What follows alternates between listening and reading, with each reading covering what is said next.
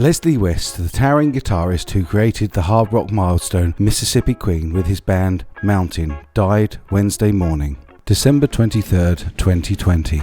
West's brother Larry Weinstein confirmed the musician's death to Rolling Stone. He was 75. The cause of death was cardiac arrest. On Monday, West was rushed to hospital after suffering a cardiac arrest at his home near Daytona, Florida, where he never regained consciousness. Released in 1970 on Mountain's debut album, Climbing, Mississippi Queen was 2.5 minutes of boisterous bliss built around West's burly yowl and guitar blasts and drummer Corky Lang's completely unironic cowbell. One of those Never Say Die songs of the classic era, Mississippi Queen has been featured on countless soundtracks, TV shows, and in Guitar Hero 3. In an interview with Guitar Player earlier this year, West said the song has just got everything you need to make it a winner. You got the cowbell, the riff is pretty damn good, and it sounds incredible. It feels like it wants to jump out of your car radio. To me, it sounds like a big, thick milkshake. It's rich and chocolatey. Who doesn't love that? A contemporary of Eric Clapton, Jimmy Page and Jimi Hendrix, West was respected for his versatile playing, from fingerpicking to metallic power chords, and was revered by a new generation of guitar players who followed. In 2011, Eddie Van Halen told Rolling Stone that West and Deep Purple's Ritchie Blackmore were among his biggest influences. He said, "Leslie West has this incredible tone in Mountain." Born Leslie Weinstein on October 22, 1945, West grew up in the New York area, Manhattan, Long Island and Forest Hills, Queens, and was a founding member of the Vagrants, a blue-eyed soul garage band of the mid-60s. The group, which included his brother Larry on bass, scored 2 minor hits, I Can't Make a Friend and a cover of Otis Redding's Respect, released just ahead of Aretha Franklin's Titanic version before West left the band. A turning point, he once said, was seeing Cream at the Village Theatre, later the Fillmore East, in 1967. My brother said to me, "Let's take some acid before we go," West told Blues Rock Review in 2015. So we took LSD, and all of a sudden the curtains open up and I hear them playing Sunshine of Your Love, and I see Eric Clapton and his buckskin jacket. I said, "Oh my God, we really suck." After that I started really practicing. With the help of Cream producer and bass player Felix Pappalardi, who met West when he was producing The Vagrants, West made a solo album, Mountain. Mountain also became the name of the band the two men formed, because I was so fat, West later joked. West was known for electric shock white blues riffing, but could also play more fluid melodic lines, as heard in Mountain's Nantucket Sleigh Ride, and his solo in Theme for an Imaginary Western. The thing that most impressed me when I started was how, with Clapton, you could identify his sound like a signature, West told the LA Times in 1990. I wanted to have a sound you could identify like that. I was never a speed player. I tried to capitalise on my vibrato. I hope I'm regarded as a melodic guitar player, not someone up there going weenie weenie all night.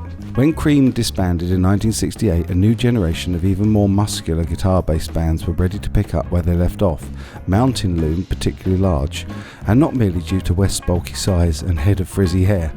Reviewing an early Mountain show, one critic described him as a 300-pounder dressed in blue velvet, suede and snakeskin. The original incarnation of Mountain scored a high-profile appearance at the Woodstock Festival on the second day between Canned Heat and Grateful Dead. "I think I had the most amplifiers of anybody there," West told Rolling Stone in 1989. "It was paralysing because that stage, that setting, was some kind of natural amphitheatre. The sound was so loud and shocking that I got scared. But once I started playing, I just kept going because I was too afraid to stop." West also contributed some unreleased parts to The Who's Who's Next. Although Mountain garnered a large following, the group broke up in 1972. Taking his Cream roots to a new level, West formed a Cream-style power trio with Mountain drummer Corky Lang and Cream's Jack Bruce. The group released 3 albums and sold out New York's Carnegie Hall. But in 1974, West reformed Mountain for 2 more records. The following year, West formally went on his own with his album The Great Fatsby, a musically varied album that showcased a softer side of his style and also, in its title, poked fun at his weight issues. The album featured High Roller, co-written by West with Mick Jagger and Keith Richards. Jagger also played guitar on the track. The album failed to elevate West into a star solo act, and over the next few decades he would alternate between solo albums, touring and recording with different versions of Mountain. West's health had been an issue for many years. In the mid-70s, he moved to Milwaukee to kick a heroin habit. In a 1990 interview, he said it had been 10 years since he stopped falling with narcotics. In the mid-80s, he was diagnosed with diabetes. His lower right leg was amputated due to complications from the disease and promptly lost 85 pounds, dropping to 200, but his weight fluctuated over the years. In the years that followed, West continued working. He was a regular on Howard Stern's radio show, recorded solo records and took a few stabs at acting, including in 1986's The Money Pit. Mountain continued on and off with different lineups. The band released an album of Bob Dylan covers, Masters of War, in 2007. Ozzy Osbourne sang lead on the title remake. Attesting to West's stature, his 2011 album, The Unusual Suspects, included contributions from Slash, Billy Gibbons and Zakk Wylde, and West's last album, Soundcheck, featured Peter Frampton. Other than Mississippi Queen, Long Red, a slice of psychedelic blues from Mountain, remains one of West's lasting legacies. A drum beat from a live recording of the song played by Andy Smart has been sampled by numerous rap acts including De La Soul, The Game, ASAP Rocky and most notably Kanye West in The Glory and Jay-Z in 99 Problems. There was something about that song that appealed to rappers, the guitarist told Blues Blast magazine in 2015. I've got 6 different platinum albums on my wall, all from these different guys sampling my stuff. When I wrote that song in 1969, there was no hip-hop. It just happens that this song has a hip-hop beat. West's legacy extends well beyond hip-hop though. Numerous bands have covered his material, most recently Dave Grohl and Greg Kurstin remaking Mississippi Queen earlier this month for their Hanukkah sessions.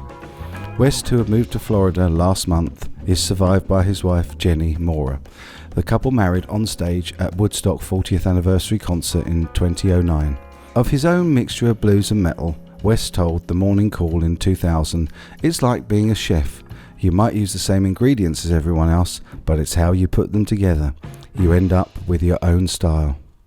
May this icon rest in peace.